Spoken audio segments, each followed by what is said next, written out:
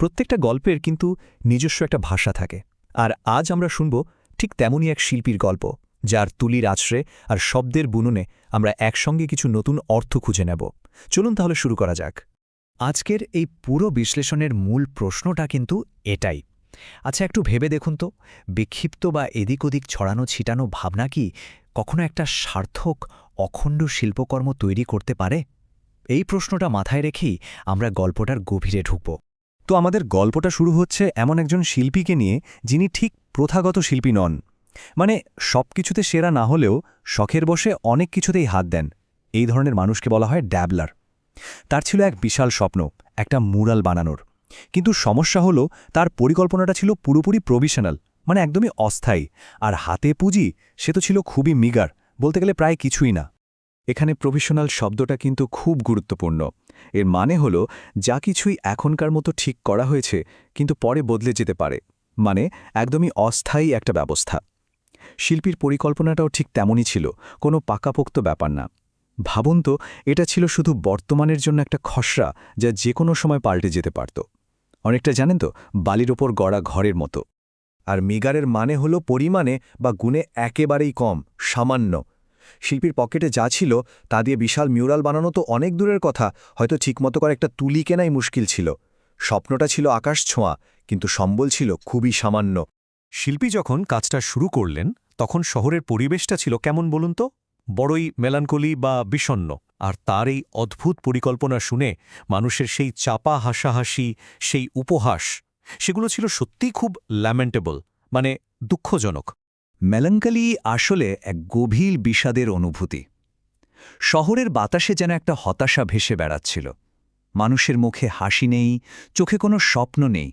ঠিক এই রকম একটা মনমরা পরিবেশের মধ্যেই কিন্তু আমাদের শিল্পীকে তার কাজটা শুরু করতে হয়েছিল। কিন্তু এই বিষণ্ণ পরিবেশেও শিল্পী ছিলেন একদম অন্যরকম। তিনি ছিলেন ভীষণ গ্রেগেরিয়াস। তিনি সবার সাথে কথা বলে, মিশে তার কাজের জন্য একটা কনসেনসাস বা সাধারণ সম্মতি আদায়ের চেষ্টা করে যাচ্ছিলেন। গ্রিগেরিয়াস মানে হল সেই মানুষ যিনি একা থাকতে পারেন না, সবার সাথে মিশতে ভালোবাসেন। আমাদের শিল্পীও ছিলেন ঠিক তেমনই। যেখানে সবাই মুখ ঘুরিয়ে নিত, সেখানে তিনি নিজে থেকে এগিয়ে গিয়ে কথা বলতেন। এই মিশুক স্বভাবটাই ছিল তার আসল শক্তি। আর কনসেনসাস হল সাধারণ সম্মতি বা ঐক্যমত। শিল্পী একা একা তো এই বিশাল কাজ করতে পারতেন না, তাই না? তিনি চাইছিলেন শহরের সবাই যেন তার স্বপ্নের সঙ্গী হয়। সবাই যেন এক সুরে বলে ওঠে, হ্যাঁ, আমরা আপনার সাথে আছি।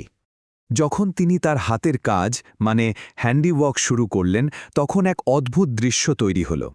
তার কথা বলার ভঙ্গিতে ছিল একটা সুরের ওঠানামা, প্রায় প্রোসোডিক। আর তিনি যাই আটার করতেন, মানে যাই উচ্চারণ করতেন, তা যেন কবিতার মতো শোনাত। আটার করা মানে হল সশব্দে কোনো কিছু বলা বা উচ্চারণ করা। এটা কিন্তু শুধু কথা বলা নয়, এটা হলো নিজের ভাবনাকে শব্দে রূপ দেওয়া। শিল্পীর মুখ থেকে বের হওয়া প্রত্যেকটা কথাই যেন তার মিউরালে রং হয়ে দেয়ালে ছড়িয়ে পড়ছিল। কিন্তু যেখানে আলো থাকে সেখানে তো ছায়াও থাকে। কিছু অবস্ট্রাকটিভ বা বাধাদানকারী লুকও ছিল সেখানে। তারা একটা কোভার্ট বা গোপন পরিকল্পনা করল। রাতের অন্ধকারে লুকিয়ে তার সব রং চুরি করে নিল। অবস্ট্রাকটিভের মানে হল বাধাদানকারী। ঠিক যেমন নদীর স্রোতের সামনে কেউ দেয়াল তুলে দেয়, এই লোকগুলো শিল্পীর সৃজনশীলতার পথে ঠিক সেভাবেই দেয়াল হয়ে দাঁড়াতে চেয়েছিল। তাদের একটাই উদ্দেশ্য ছিল শিল্পীর কাজটাকে থামিয়ে দেওয়া। আর কোভার্ট মানে হল গোপন, যা সবার চোখের আড়ালে করা হয়। তাদের চুরির পরিকল্পনাটা ছিল একদম ছায়ার মতো নিঃশব্দ। রাতের অন্ধকারে সবার অলক্ষ্যে তারা তাদের কাজ সেরেছিল।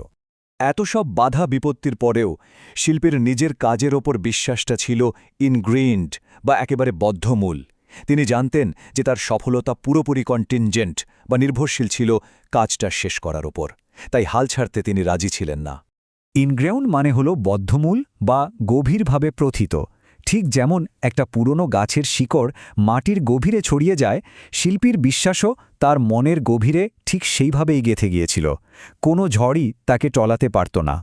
অবশেষে মিউরালটা যখন রূপ নিচ্ছিল, তখন দেখা গেল ওটা প্রচলিত শিল্পের মতো কনগ্রুয়াস বা সামঞ্জস্যপূর্ণ নয়, বরং এর ডিফিউজ বা বিক্ষিপ্ত রূপের মধ্যেই ছিল এক অদ্ভুত সৌন্দর্য। আর অবাক করা ব্যাপার হল যে সমাজ একসময় বাধা দিচ্ছিল, তারাও এখন পারমিসিভ বা উদার হয়ে তাকে কাজ শেষ করতে দেখছিল। কনগ্রুয়াস মানে হল সামঞ্জস্যপূর্ণ, যেখানে সবকিছু একে অপরের সাথে নিখুঁতভাবে মিলে যায়, যেমন একটা পাজেলের টুকরোগুলো। কিন্তু শিল্পীর মিউরালটা একদমই তেমন ছিল না। এর প্রত্যেকটা অংশ ছিল আলাদা, স্বাধীন। বরং এটা ছিল ডিফিউজড, মানে চারদিকে ছড়ানো, অগোছালো। এখানে কোনো নির্দিষ্ট কেন্দ্র ছিল না, শিল্পটা যেন দেয়ালের এ মাথা থেকে ও মাথা পর্যন্ত ছড়িয়ে পড়েছিল। আর এই বিক্ষিপ্ত রূপটাই জন্ম দিয়েছিল এক নতুন সৌন্দর্যের। যেদিন মিউরালটা উন্মোচন করা হলো, সেদিন এক সোলেম বা গম্ভীর জনতা সেখানে জড়ো হয়েছিল। যারা একসময় তাকে নিয়ে উপহাস করত, তারাই আজ তার শিল্পকর্মকে ভ্যালিডেট করতে, মানে স্বীকৃতি দিতে প্রস্তুত ছিল। সোলেম বলতে বোঝায় এক গম্ভীর এবং মর্যাদাপূর্ণ পরিবেশ। একবার ভাবুন তো সেই মুহূর্তটার কথা। বাতাসে আর কোনো টিটকারি বা উপহাস নেই, আছে শুধু নীরবতা, শ্রদ্ধা আর শিল্পের প্রতি গভীর মনোযোগ। আমাদের পুরো গল্পটাই কিন্তু ছিল বৈপরীত্যে ভরা। চলুন শেষবার সেই বৈপরীত্যগুলো একবার ঝালিয়ে নিই। একদিকে মিউরালটি ছিল ডিফিউজ বা বিক্ষিপ্ত, কোনোভাবেই কনগ্রুয়াস বা সামঞ্জস্যপূর্ণ নয়। আবার দেখুন, চোরদের কাজটা ছিল কোভার্ট বা গোপন, আর শিল্পীর কথাগুলো ছিল আটার বা সবার সামনে উচ্চারিত। কি দারুণ বৈপরীত্য, তাই না? একইভাবে গল্পের কিছু চরিত্র ছিল অবস্ট্রাকটিভ বা বাধা দানকারী, কিন্তু শেষ পর্যন্ত সমাজ হয়ে উঠেছিল পারমিসিভ, মানে উদার ও গ্রহণকারী। আর শহরের সেই মেলানকলি বা বিষণ্ণতাকে শিল্পী জয় করেছিলেন তার গ্রেগেরিয়াস বা মিশুক স্বভাব দিয়ে। তাহলে শেষ প্রশ্নটা হল, কখন একজন শখের শিল্পী বা ড্যাবলারের আবেগ আর নিষ্ঠা একটা মাস্টারপিসে রূপান্তরিত হয়?